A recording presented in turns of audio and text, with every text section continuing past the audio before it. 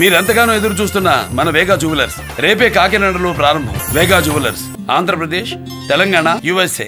నేను చెప్తాను, అది చాలా సక్సెస్ఫుల్. అది ఎవరికి సాధ్యం కాని అంశాన్ని ఆయన చేశారు.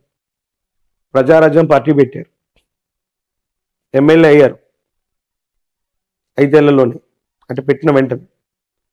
ఎంపీ, రాజ్యసభ అయ్యారు, కేంద్ర మంత్రి కూడా అయ్యారు. 5 సంవత్సరాల తర్వాత పార్టీ విలీనం అయింది. ఎన్టీఆర్ గారు కూడా ఇటు దేశంలో ఇటు రాష్ట్రంలో చక్రం తిప్పగలిగినటువంటి స్థితి ఎన్టీఆర్ గారికి కూడా లేదు. పార్టీ పెట్టారు, ముఖ్యమంత్రి అయ్యారు అంతే. కానీ చిరంజీవి గారు పార్టీ పెట్టినటువంటి నేపథ్యంలో జగన్మోహన్ రెడ్డి గారు బయటికి వెళ్ళిపోవడం వల్ల కాంగ్రెస్ ప్రభుత్వం మైనారిటీలో పడితే కిరణ్ కుమార్ రెడ్డి గారు ముఖ్యమంత్రిగా ఉండడానికి కారణం చిరంజీవి గారు అయ్యారు. అటు దేశంలో ఉన్నటువంటి యూపీఐ కూటమిలో కూడా మిత్రస్వామ్యంగా వాళ్ళు ఉన్నారు. అటు దేశంలో రాష్ట్రంలో 2 గవర్నమెంట్లో పనిచేసి 5 సంవత్సరాల తర్వాత వాళ్ళు విలీనమైపోయారు కాంగ్రెస్లో. జనసేన పార్టీ అవసరం కూడా రేపు పొద్దున్న తెలుగుదేశానికే కాదు, వైసీపీ అవ్వచ్చు, వైసీపీ బోటాబోటీ మెజారిటీతో ఏదైనా ప్రభుత్వాన్ని ఫామ్ చేసి సమీపమైన భవిష్యత్తులో ఏవైనా ఇబ్బందులు ఉన్నప్పుడు అది పవన్ కళ్యాణ్ గారికి సంబంధించిన పార్టీకి సంబంధించిన ఎమ్మెల్యేలతో, ఇప్పుడు జనసేన ఎమ్మెల్యే వైసీపీతోనే కలిసి ఉన్నాడుగా. 151 మంది ఎమ్మెల్యేలు వైసీపీ వాళ్ళు అవుతే ఆ ప్లస్ 1, 2, 3, 4, 5లో మొట్టమొదటి జనసేన ఎమ్మెల్యే కూడా వీరితోనే కలుస్తున్నారు. శాశ్వతమైన శత్రువులు మిత్రులు రాజకీయాల్లో లేరంటూ ఉంటారు. ఈసారి వైసీపీ ప్రభుత్వం ఒకవేళ వ్యవస్థీకృతమై గవర్నమెంట్ని ఫామ్ చేసిన 5 సంవత్సరాల్లోపు ఏదైనా అస్థిరమైనటువంటి ప్రభుత్వం ఏర్పడితే పవన్ కళ్యాణ్ గారి యొక్క నేతృత్వంలోని జనసేన కూడా భాగస్వామ్యం అవ్వచ్చు. లేదా వీటన్నిటికీ కూడా సమీప భవిష్యత్తులో ఆల్టర్నేట్గా ఉండి జనసేన సొంతంగా అవకాశం, అంటే మళ్ళీ రాబోయే 5 సంవత్సరాల కట్టుగా సొంతంగా వాళ్ళుగా ప్రభుత్వాన్ని ఏర్పాటు చేయగలిగిన స్థితి కూడా ఖచ్చితంగా ఉంది. ఖచ్చితంగా పవన్ కళ్యాణ్ గారు జీవితకాలం అంటే మళ్ళీ ఎక్కువ ఏళ్ళు అనుకునేరు, 5 సంవత్సరాల కాలానికి అటు ఇటుగా. చాలా మంది ఆయన జాతకం గురించి ఏదో చెప్తున్నారు. ఒక్క రోజైనా ఒక్క క్షణమైనా ముఖ్యమంత్రి, ఆ అమాత్యుడు అన్నటువంటి ఆ స్థానంలో ఖచ్చితంగా కూర్చునే అవకాశం కనబడుతుంది. Okay, right. చంద్రబాబు నాయుడు గారు నారా లోకేష్ గారి గురించి ఏం చెప్తారు? అంటే వాళ్ళు చాలా కష్టపడుతూ ఉన్నారు పార్టీకి సంబంధించి. ఏపీలో పరిస్థితులు ఏ విధంగా ఉన్నాయి ఆ పార్టీకి సంబంధించి? పుష్యమి నక్షత్రం చంద్రబాబు నాయుడు గారు,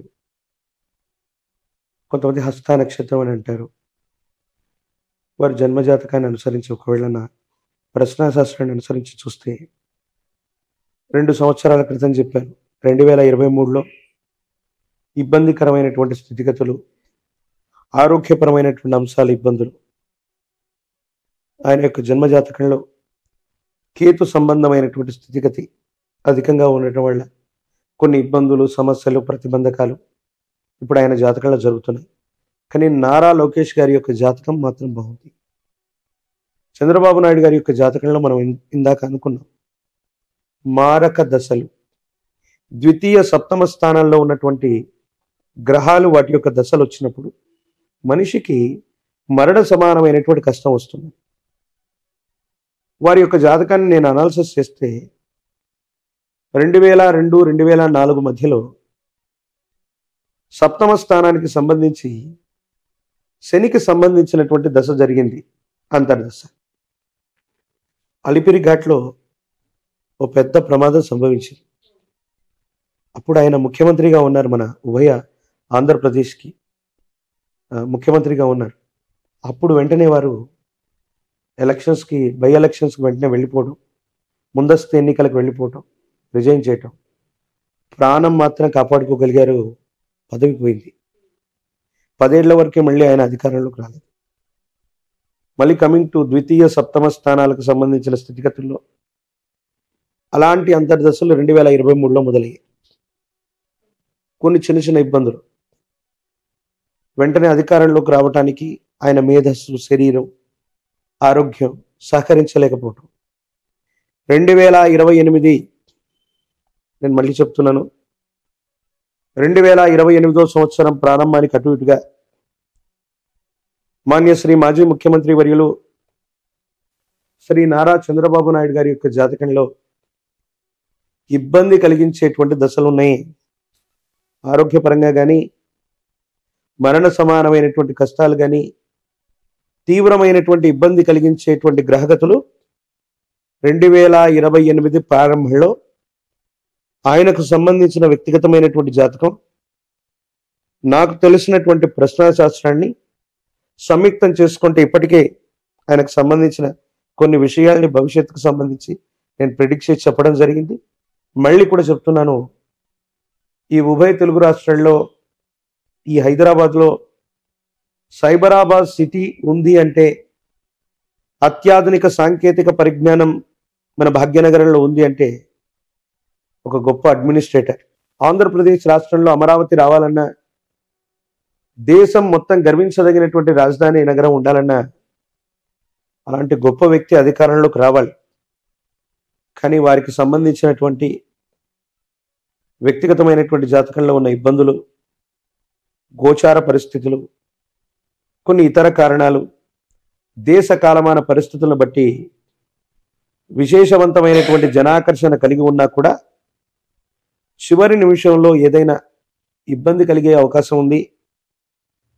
అలాంటి వ్యక్తి అధికారంలోకి రావాలని మనమందరం కూడా సామాన్యమైనటువంటి ప్రజానికంగా మనం కోరుకోవాలి తప్ప వారి జాతకాన్ని అనుసరించి చూస్తే మాత్రం కొంచెం ఇబ్బంది ఉంది.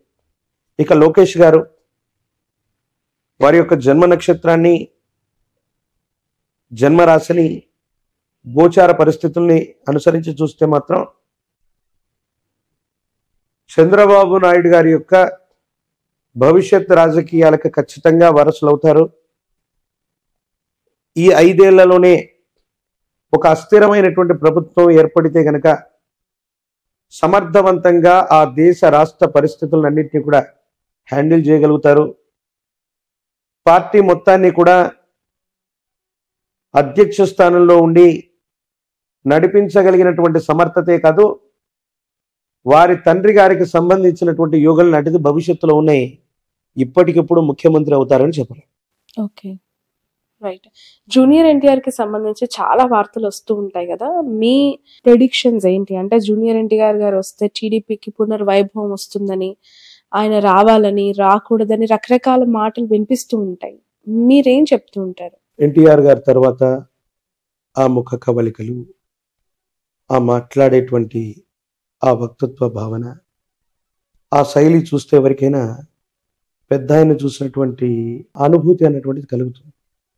వారు రావటం వల్ల టీడీపీకి అన్నటువంటిది మేలైతే ఖచ్చితంగా జరిగి ఉండేది, జరిగేది. కానీ కేవలం జూనియర్ ఎన్టీఆర్ గారి వాళ్ళ మాత్రమే, అంటే ఆయన మాత్రం వస్తేనే టీడీపీ అధికారంలోకి వస్తుంది అన్నటువంటి మాట మాత్రం దాన్ని నేను ఒప్పుకోను. 2009లో స్టార్ క్యాంపెయినర్గా జూనియర్ ఎన్టీఆర్ మొత్తం మన ఉభయ తెలుగు రాష్ట్రాలు తిరిగారు. మధ్యలో ఆయనకు ప్రమాదం జరిగితే కూడా హాస్పిటల్ నుంచి ఆయన క్యాంపెయినింగ్ చేశారు. 2009లో టీడీపీ కానీ మహాకూటమి కానీ అధికారంలోకి రాలేదు. ఎన్టీఆర్ ఉంటే బాగుండు అనేటువంటి అభిమానులు ఉన్నారు, కానీ అటువంటి జనాకర్షణ, విశేషవంతమైనటువంటి అభిమానులు సంపాదించుకున్నటువంటి పవన్ కళ్యాణ్ గారు ఒక సభకు వచ్చినా, ఎన్టీఆర్ గారు ఒక సభకు వచ్చినా లక్షలాది మంది జనాలు వస్తారు. కానీ కాన్స్టిట్యున్సీలో వీళ్ళకి ఓట్లు ఉండవు. నల్గొండలో ఓ ప్రోగ్రాం పెడితే ఆంధ్రప్రదేశ్ నుంచి, తెలంగాణ నుంచి లక్షలాది మంది అభిమానులు రావచ్చు. ఆ వచ్చినటువంటి లక్షలాది మంది అభిమానులకి వీళ్ళు పోటీ చేసేటువంటి కాన్స్టిట్యున్సీల్లో వాళ్ళకి లేకపోవచ్చు. ఇదే జూనియర్ ఎన్టీఆర్ గారి యొక్క సోదరైనటువంటి సుహాసిని గారు కూకట్పల్లి నుంచి గత ఎన్నికల్లో పోటీ చేసినట్టున్నారు. ఎన్టీఆర్ గారు ప్రత్యక్షంగా మరి ప్రచారం చేశారో లేదో తెలియదు, కానీ తన సోదరికి సంఘీభావంగా వెళ్ళారు. కేవలం ఒక్క జూనియర్ ఎన్టీఆర్ గారు రావటం వల్ల తెలుగుదేశం పార్టీ చరిత్రను తిరగరాస్తారని కాదు, తెలుగుదేశం పార్టీ అనేటువంటిది అదొక గొప్ప చరిత్ర.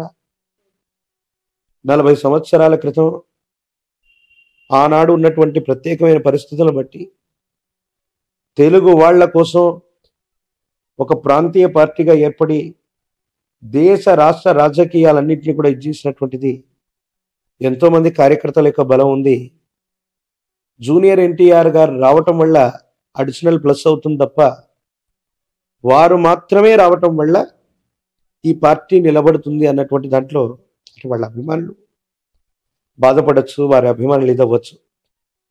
ఆయనకు ఆ ఉద్దేశం ఉండి పార్టీని బ్రతికించాలన్నటువంటి స్థితిగతి ఉంటే ఈ పార్టీకి ఎప్పుడో వారు వచ్చి ఉండేవాళ్ళు. నాకు తెలిసి ఆంధ్రప్రదేశ్ కాకుండా సమీప భవిష్యత్తులో తెలంగాణకు సంబంధించిన రాజకీయాల్లోకి జూనియర్ ఎన్టీఆర్ గారు వచ్చేటువంటి అవకాశం. అంటే తెలంగాణకు సంబంధించినటువంటి తెలుగుదేశం పార్టీ ఇక్కడ కొంచెం చాలా తక్కువగా ఉన్నటువంటిది ప్రస్తుతం ఉన్నటువంటి పరిస్థితుల్లో. సమీపమైన భవిష్యత్తులో ఈ కుటుంబ సభ్యులందరూ కూడా కలిసి తెలంగాణకు సంబంధించినటువంటి విభాగం ఏదైనా జూనియర్ ఎన్టీఆర్ గారికి ఇస్తే అది మంచి అడ్వాంటేజ్ అయ్యే అవకాశం ఉంది. తప్పనిసరిగా ఒక మంచి రాజకీయ నాయకుడిగా ఆయన రాణించగలిగినటువంటి యోగ్యత, ఆ పరిపక్వమైనటువంటి గుణాలు ఉన్నాయి. ఇది ఏపీ లేదా ఉభయ తెలుగు రాష్ట్రాలు మొత్తం జరగకపోవచ్చు, తెలంగాణ రాజకీయాల్లో క్రియాశీలకంగా ఉండేటువంటి అవకాశం అది కూడా ఇప్పుడు అని చెప్పలేం, సమీప భవిష్యత్తులో జరిగితే జరగచ్చు. రైట్. ఇక్కడ బీఆర్ఎస్ పరిస్థితి ఏంటి? కేసీఆర్ గారి ఆరోగ్యం కావచ్చు, కేటీఆర్ గారి లీడర్షిప్ అవ్వచ్చు, ఇకపై ఆశ్లేష నక్షత్రం, కర్కాటక రాశి, అష్టమ శని ప్రభావం ఒకటి కేసీఆర్ గారి యొక్క జాతకంలో ఉంది. గురు సంబంధమైనటువంటి బలం తక్కువగా ఉంది.